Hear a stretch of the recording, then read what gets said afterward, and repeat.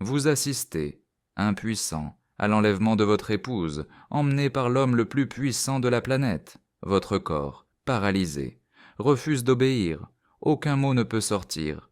Autour de vous, 50 autres sénateurs restent figés, leur coupe de vin tremblant entre leurs doigts. Certains prient pour qu'elle revienne saine et sauve. Vous, au contraire, vous priez pour qu'elle ne dise rien qui vous condamnerait tous les deux à une mort certaine. 20 minutes s'écoulent comme 20 longues années. Lorsqu'il la ramène enfin, il ne se contente pas de la déposer à vos côtés. Il prend un siège, il se sert un verre de vin, et puis, devant tous ceux que vous connaissez, il commence à décrire avec une précision graphique et clinique exactement ce qui vient de se passer dans cette pièce. Vos collègues fixent leurs assiettes, le regard vide, votre femme a les yeux perdus dans le néant. Et vous devez sourire, vous devez hocher la tête, vous devez le remercier, car la seule alternative est de voir vos propres enfants mourir. Ce n'était pas de la folie, c'était une machine implacable, un système conçu avec une précision chirurgicale pour anéantir l'âme humaine. Et l'homme qui l'a bâti a tout appris en observant l'empereur précédent assassiner toute sa famille. Son nom était Caligula, et ce qu'il a fait à Rome est si profondément perturbant, si systématiquement maléfique, que 2000 ans plus tard. Nous essayons encore de comprendre comment un seul être humain a pu orchestrer un tel niveau de guerre psychologique. Si vous pensez que les archives documentées sur les figures les plus terrifiantes de l'histoire méritent d'être rappelées, songez à aimer cette vidéo et à vous abonner. Votre soutien permet d'exhumer davantage de récits des recoins les plus sombres de l'histoire humaine. Maintenant, revenons à l'homme qui a transformé la cruauté en une forme d'art. Restez avec moi, car ce que vous allez entendre est bien pire, infiniment pire, et le plus effrayant n'est pas ce qu'il a fait, c'est que le système qu'il a construit lui a survécu. Avant de vous révéler les 5 actes de la machine de terreur de Caligula, vous devez comprendre un point crucial. Il n'est pas né mauvais, il a été fabriqué, et ce processus a commencé alors qu'il n'avait que 7 ans. Imaginez cette scène. Nous sommes en l'an 14 de notre ère. Un petit garçon, âgé d'environ 6 ou 7 ans, court dans un camp militaire romain. Il porte un uniforme de légionnaire miniature, avec sa petite armure et des bottillons rouges. Les soldats, des hommes endurcis par 1000 batailles qui ont conquis la moitié du monde connu, rient, le soulèvent et le lancent en l'air. Ils le surnomment Caligula, ce qui signifie « petite botte ». Il est le fils de Germanicus, le plus grand général de Rome depuis Jules César lui-même. Les soldats vénèrent son père et adorent cet enfant. Il est leur mascotte, leur porte-bonheur. Partout où Germanicus se rend, le petit Caligula le suit, et ces hommes croient sincèrement que cet enfant leur apporte la victoire. Ce garçon grandit en pensant qu'il est invincible, aimé, protégé par l'armée la plus puissante sur terre. Il n'a pas la moindre idée de ce qui l'attend. 1 an plus tard, son père meurt.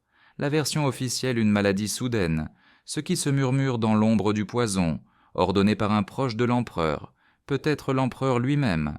Caligula a 8 ans lorsque la machine commence à détruire sa famille, sa mère est arrachée à son foyer, accusée de trahison envers l'empereur. Son frère aîné est arrêté, emprisonné et laissé mourir de faim jusqu'à ce qu'il tente de manger le rembourrage de son propre matelas. Son second frère, exilé sur une île où les gardes le torturent jusqu'à ce qu'il se fracasse la tête contre les murs pour mettre fin à sa souffrance. Un par un, ils sont effacés de la carte, et le jeune Caligula observe tout. À l'âge de 19 ans, il est le seul qui reste, l'unique survivant de toute sa lignée. Et puis, la convocation arrive. L'empereur Tibère veut le voir, à Capri, une île magnifique au large des côtes italiennes. Tibère en a fait sa forteresse personnelle. Loin de Rome, loin du Sénat, loin de quiconque pourrait s'opposer à ce qu'il y fait, les historiens de l'Antiquité, comme Suétone et Tacite, des gens qui ont écrit lorsque les faits étaient encore frais dans les mémoires, décrivent Capri comme une véritable maison des horreurs. Tibère est devenu paranoïaque, dépravé, s'entourant d'astrologues et de flatteurs, inventant de nouvelles cruautés simplement parce qu'il s'ennuie. Et dans cet environnement infernal, entre l'adolescent Caligula, il sait que Tibère a assassiné sa famille. Tout le monde le sait, mais il ne peut pas le prouver, ni même le laisser entendre. Un regard de travers, un instant de deuil, une étincelle de colère, et il serait mort. Alors, Il ne se contente pas de survivre, il excelle. Suétone écrit une phrase glaçante. Il n'y eut jamais de meilleur serviteur, ni de pire maître. Caligula apprend à enfouir tout ce qui est humain au plus profond de lui. Il observe, il étudie, il devient exactement ce que Tibère désire obéissant, divertissant, inoffensif, pendant 6 longues années, il joue son rôle à la perfection. Et puis, en l'an 37 de notre ère, Tibère meurt. Certains disent de cause naturelle, d'autres murmurent que Caligula l'a étouffé avec un oreiller. Quoi qu'il en soit, l'otage de 19 ans est désormais la personne la plus puissante du monde. Rome tout entière célèbre, ils pensent accueillir le fils du bien-aimé Germanicus. Ils n'ont aucune idée. Ils viennent de couronner un homme qui a passé 6 ans à apprendre comment briser des êtres humains auprès du plus grand monstre de l'histoire de Rome, et pendant 7 mois, tout semble parfait. Puis, il tombe malade, et la personne qui se réveille n'est plus la même que celle qui s'est endormie.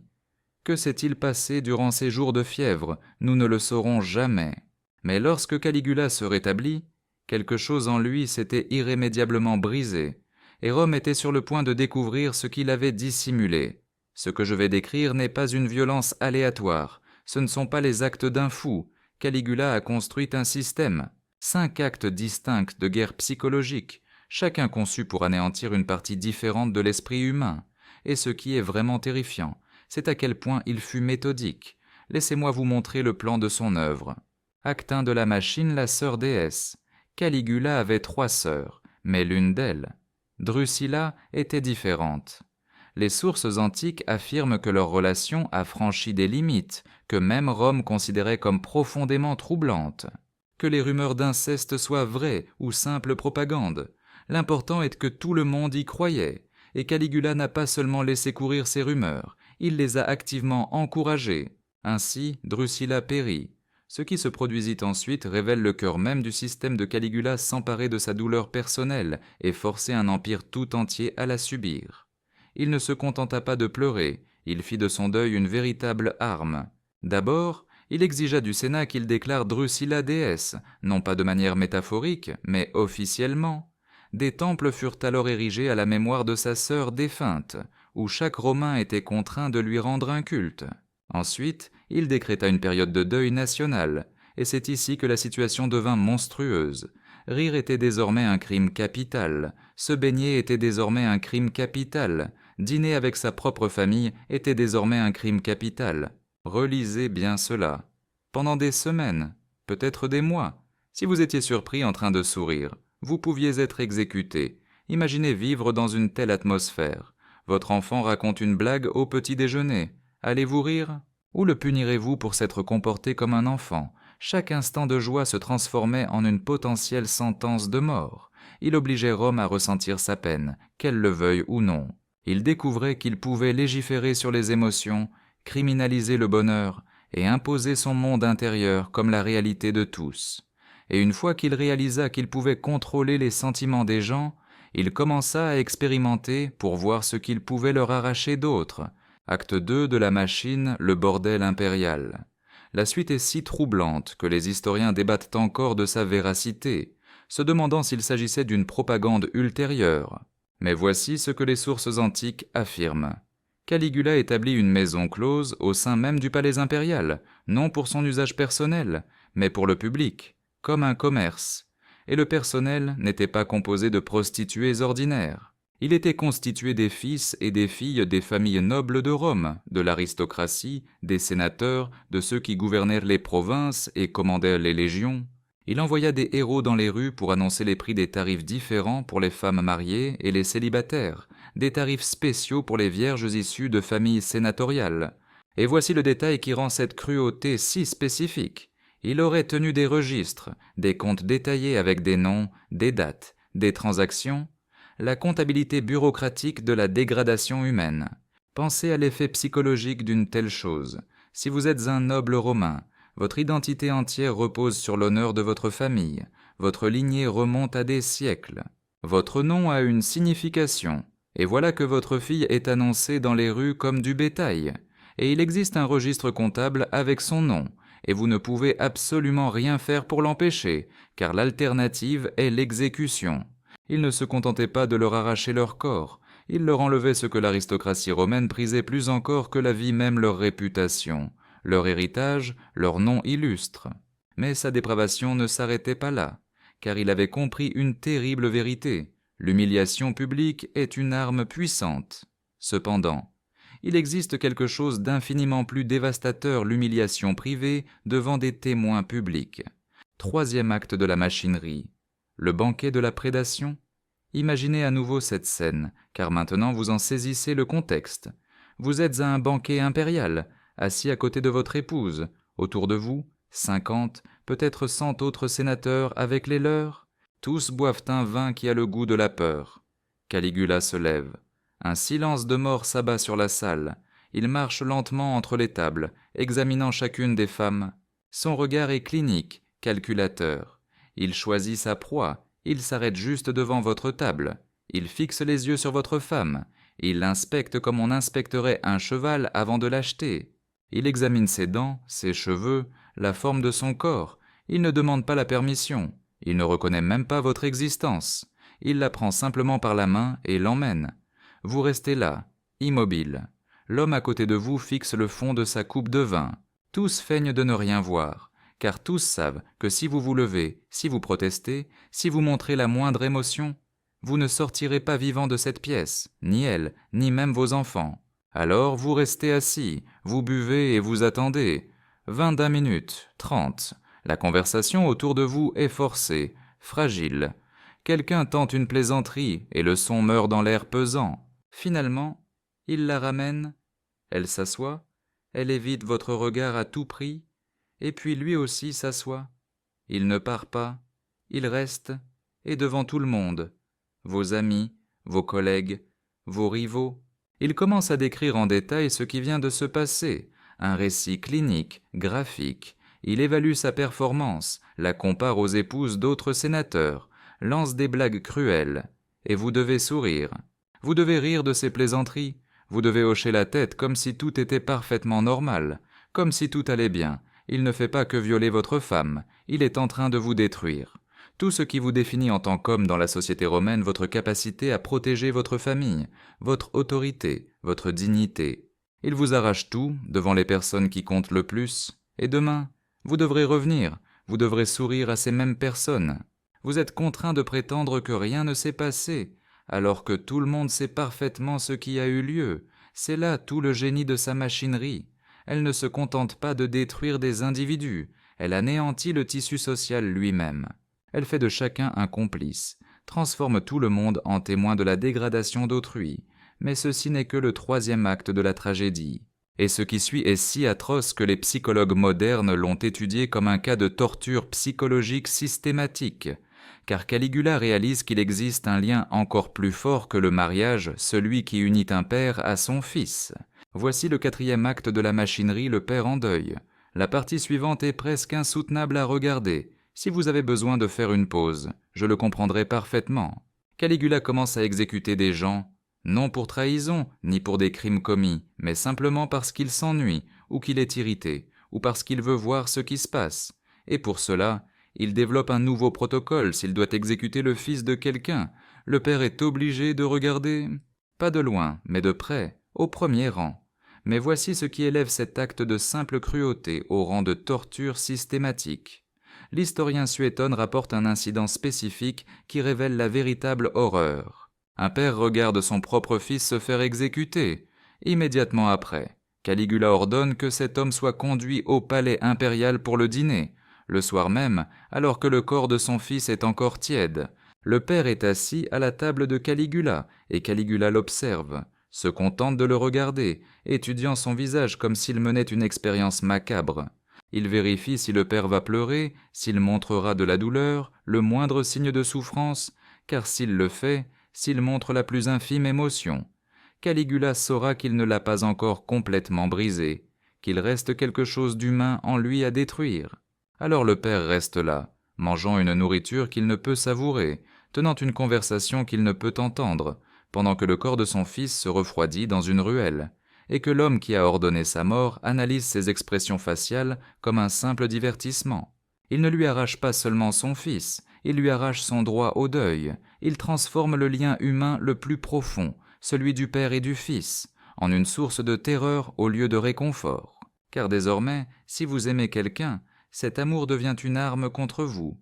Plus vous tenez à cette personne, plus vous êtes vulnérable, et plus profond peut être le mal qu'il vous inflige. Il est en train de transformer l'amour même en un danger mortel. Et puis, l'inattendu se produisit. La machinerie avait un défaut fatal. Car pendant que Caligula était occupé à détruire sénateurs et nobles, des gens entraînés à accepter l'humiliation, qui comprenaient la politique, qui pouvaient rationaliser leur souffrance comme le prix de leur survie, il a commis une erreur cruciale. Il a tourné sa cruauté désinvolte et quotidienne vers la mauvaise personne, un soldat. Acte final de la machinerie, le mauvais homme. Son nom était Cassius Chaerea, un officier de haut rang de la garde prétorienne, les gardes du corps personnel de l'empereur, l'élite de l'élite. Les hommes qui se tenaient à quelques centimètres de Caligula chaque jour, armés, entraînés, mortels. Chaerea avait une particularité physique que Caligula trouvait infiniment amusante. Une voix très aiguë, et Caligula, fidèle à sa nature, ne pouvait pas laisser passer ça. Chaque jour, de nouvelles blagues, de nouvelles moqueries. Et voici le détail qui démontre à quel point sa cruauté était devenue banale. Quand venait le tour de Chaerea de demander le mot de passe quotidien, un protocole militaire effectué devant tous les autres gardes, Caligula lui assignait des mots de passe comme « Vénus » ou « Priape », des mots délibérément efféminés ou sexuels qui provoquaient le sourire narquois des autres soldats, jour après jour, semaine après semaine. Pour Caligula, c'était un humour de bas étage, à peine digne d'être retenu. Pour Chaerea, chaque plaisanterie était une goutte de venin qui s'accumulait. Vous voyez, Caligula avait commis une erreur de calcul. Les sénateurs pouvaient être humiliés car ils voulaient vivre. Ils avaient des enfants, des propriétés, un héritage qui valait la peine d'être protégé. Certes, on pouvait justifier l'instinct de survie, mais Chaerea était un soldat, une machine de guerre façonnée pour la violence, un homme qui côtoyait l'empereur chaque jour, l'épée à la hanche. Et Caligula venait de lui graver dans l'âme une leçon terrible, une vie sous son règne ne valait pas la peine d'être vécue, car l'empereur était devenu si sûr de son système, si convaincu que la peur triompherait toujours, qu'il en avait oublié la règle fondamentale de tout prédateur. Ne jamais acculer une créature capable de vous anéantir. Ce qui suivit ne dura pas même 60 secondes, mais allait redessiner à jamais le cours de l'histoire de Rome.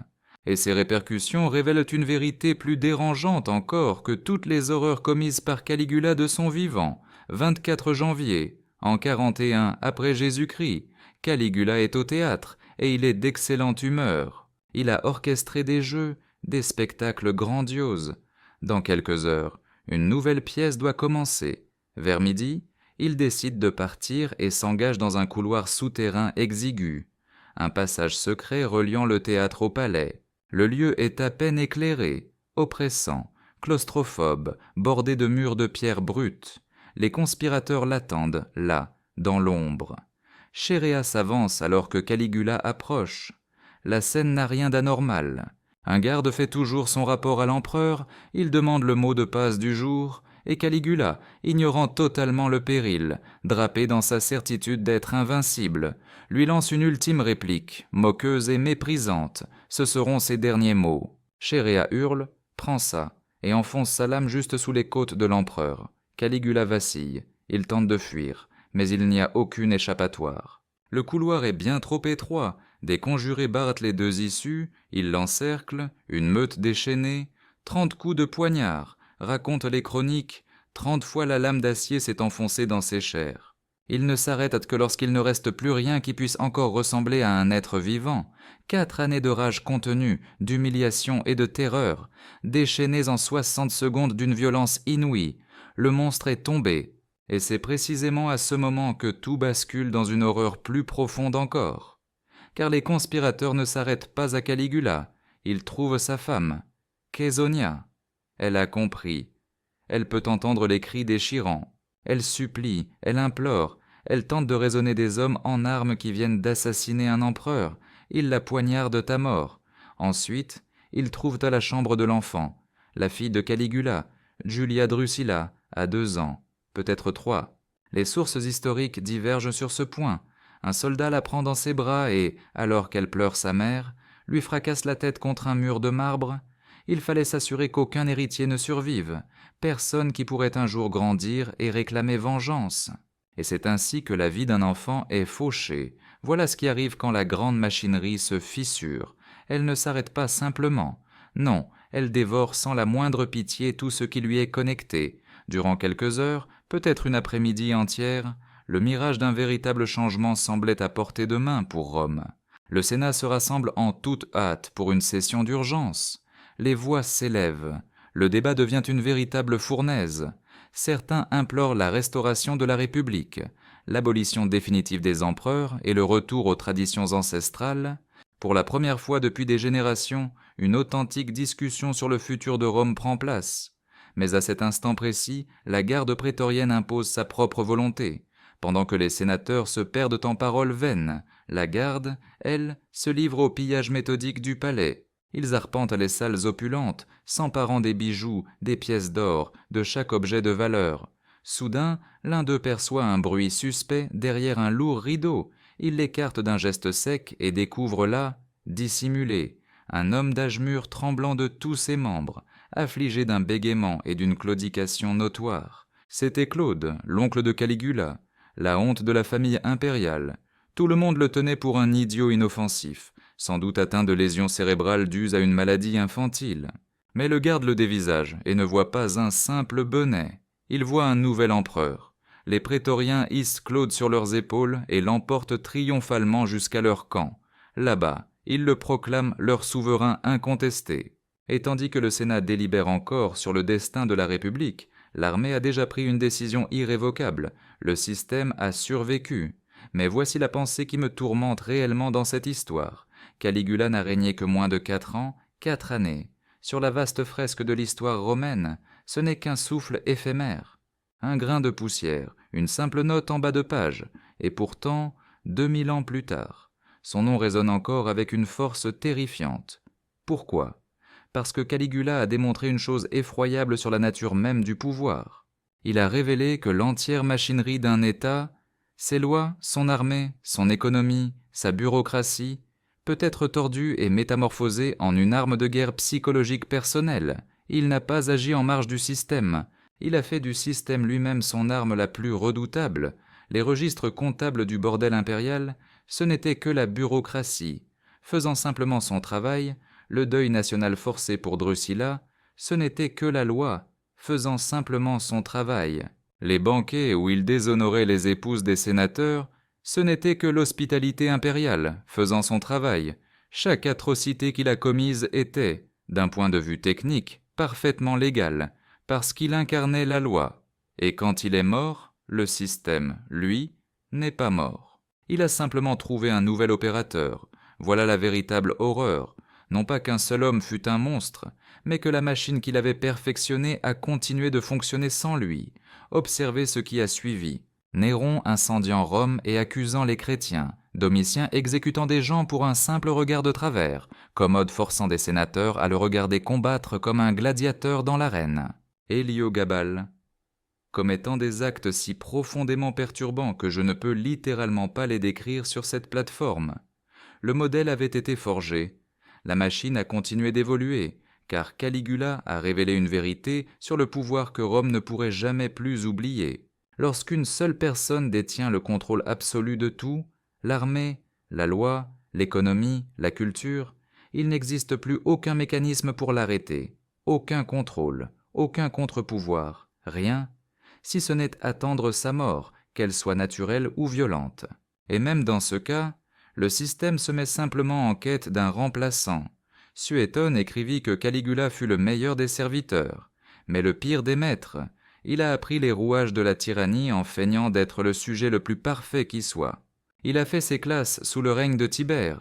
Il a observé comment un monstre opère depuis les ombres. Il a mémorisé chaque technique, chaque levier psychologique. Et ensuite, il a porté le tout à la perfection. Voilà le sinistre avertissement. La leçon véritable est terrifiante. Les plus grandes menaces ne s'annoncent jamais avec fracas. Elles apprennent, elles s'adaptent, elles portent le masque de la loyauté la plus totale, jusqu'au jour où elles n'en ont plus besoin. Mais il y a encore une dernière chose. Après l'accession de Claude au trône impérial, il ordonna la destruction de la majorité des archives de Caligula, les livres de comptes, la correspondance, les documents officiels. Tout fut dévoré par les flammes purificatrices.